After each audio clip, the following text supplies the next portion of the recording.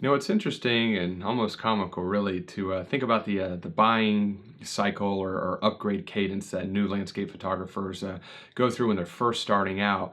You're always, you don't really want to jump, both feet into the water when you're first starting out into photography because you're not 100% sure. One, are you going to stick with it? Are you going to really enjoy it? What percent of your funds should you really allocate to your new hobby or your passion? So you kind of just slowly dive into it a little bit. And I know when I first got into photography, I believe my first camera was a Nikon D3000 or something to that effect. And within just a few months, I jumped all the way up to a full frame, a Nikon D750.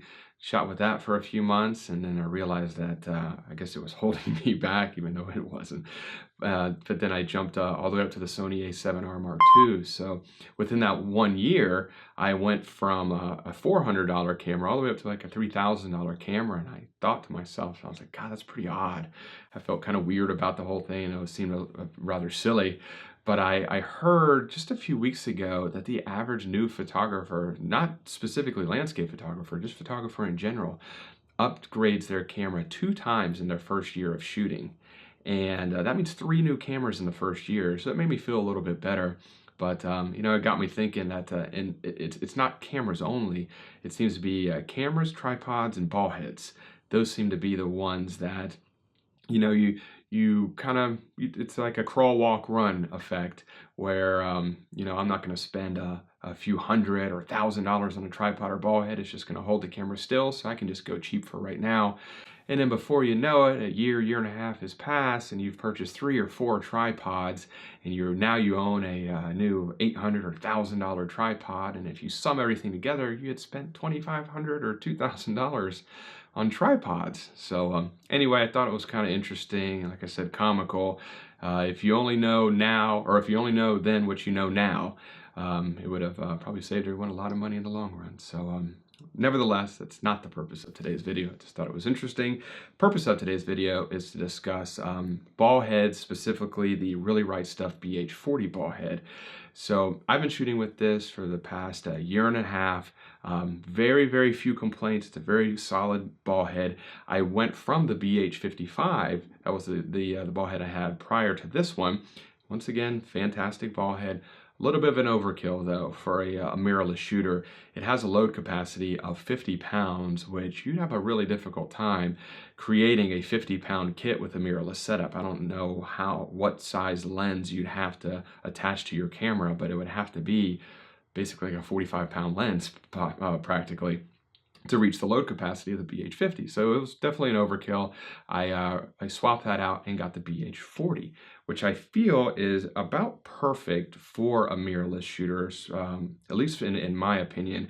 It seems to be the perfect size to weight ratio for the type of kit that I'm going to be putting on it. So let's take it over to the desk and take a better look at it.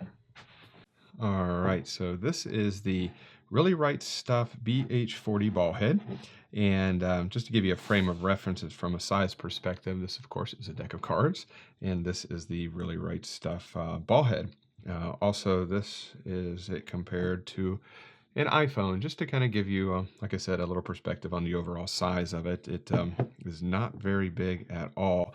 And in my opinion, is a perfect compact, very, very solidly built compact. I just said compact twice. Ball head.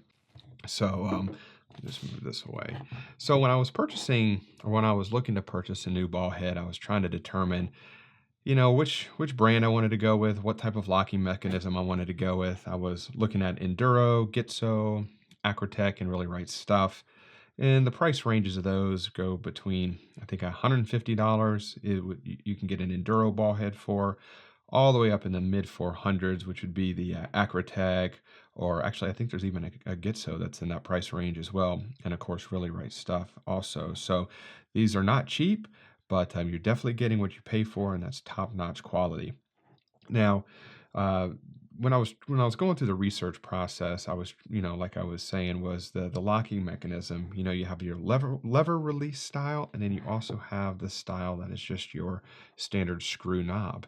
And the thinking I went through was, one, speed. Which one can you lock in place quicker? So in the lever release, of course, one, because it's just one movement. Wide open, completely closed. Now the knob style, you actually have to spin it multiple rotations. So this is wide open and this is completely closed. So it takes a little bit of time to, and it's not a huge difference, but it was enough for me to make the decision to go with the lever release style. And just so you know, this is just a cheap Joby Gorilla Pod ball head. This isn't anything fancy. It was just really used for frame of reference. So, and then the other thing was not being able to tell, or being able to tell if it's locked just by looking at it. And with the really right stuff, you can clearly see that that is locked in place versus this is completely open. So depending on which way the actual lever release was pointed, that will tell you whether or not it's open or closed. But with the screw knob kind, if you just glance at it, you can't really tell because the knob is the same whether it's wide open or closed. It looks the same. So that was my thinking behind which one to actually go with. Now, I have heard of this happening. Actually, I haven't heard of it. I've heard people voice concern about this before. It's never happened to me, but the concern is, what if something actually accidentally hits this? Yeah, that could happen, but the cool thing is this little chamber area doesn't fully disengage until you slide the lever release all the way to the left. And the odds that something is going to be able to hit this hard enough to sling it all the way open is very slim. And like I said, it's never happened to me, so I'm not very concerned about that happening. But being confident that when you're locking your super expensive camera and lens combinations into your ball head, I should say, the feeling of confidence is a very important thing. That when you lock it in there, it's not going to fall out. And I'm not sure if you can hear this or not, but there's like a very satisfying, like audible thud when this locks into place. So hopefully you're able to hear that. But nonetheless, I feel very confident when I lock my setup into this that it's not going to fall out, which is a very good thing. Now, as far as just the overall construction goes, very solid. It's got some good weight to it, not too much weight. The BH-55 was a very heavy ball head. It weighed 1.96 pounds. The BH-40 only weighs 15.7 ounces or 445 grams. It is substantially lighter, and it's one of the reasons I went with it because, like I said earlier, I'm a mirrorless shooter, and I did not need a ball head with a 50-pound load capacity, and I surely didn't need to be walking around with a 2-pound ball head either. So this seems perfect for my mirrorless setup. Um, Now you have your main knob here, which is a ratcheting style, and the way it's designed is, enables you to get good torque on it to really lock it in place. But what I found is with this ball head, you really don't have to really wrench on it to get it to lock in place. Just very subtle tightening, and it doesn't move at all. This is your main tension knob here, which is grooved, so you're able to get a good grip on that. And this is your pan knob here. And the way it's designed, one, in the dark, you can actually, without being able to see, you can tell which knob you're holding just by the shape of it, which is a nice touch. I didn't even think about that until I started shooting with it. But the way that this knob is designed is it promotes or enables you to get maximum tension or torque on it to really lock it in place here, the pan. So that's a good thing. It's all about the little details, and that's definitely something that's very appreciated. You have your numeric values here across the bottom, and this pan functionality right here is like butter. It is so smooth and so accurate. I mean, you can get it anywhere you want on here without a problem, and it's not going to move, especially when you ratchet it down. So that's a very nice touch as well here. This is the bottom, of course. Nothing super exciting about that. Now, one thing about Really Right Stuff that I always heard about, and I wasn't 100% sure until I got one, and that is just how smooth the ball head action is. And let me tell you, it is like I hate to use the analogy again, but it's like butter. It's amazing how smooth it is. It has the 90-degree notch right here, so you can drop that down if you so choose. I typically don't shoot like that, but it's nice to have the option just in case the opportunity arises. Now, What's really wild is there's no lubricant, there's no grease or anything on this ball head. I haven't had to do anything to this in well over the year that I've shot with it to continue to promote the smooth action. It's just as smooth now as the day I got it out of the box. So very, very nice. Let me hold it up here and see. That might have been stupid. I'm not sure if you were even able to hear it or not, but it seemed like a good thing good idea at the time. But yeah, it's hard for me to show you exactly how smooth it is on a video, but it is the action is very nice and no issues whatsoever with that. And then of course you have your numeric measurements and values up here at the top as well.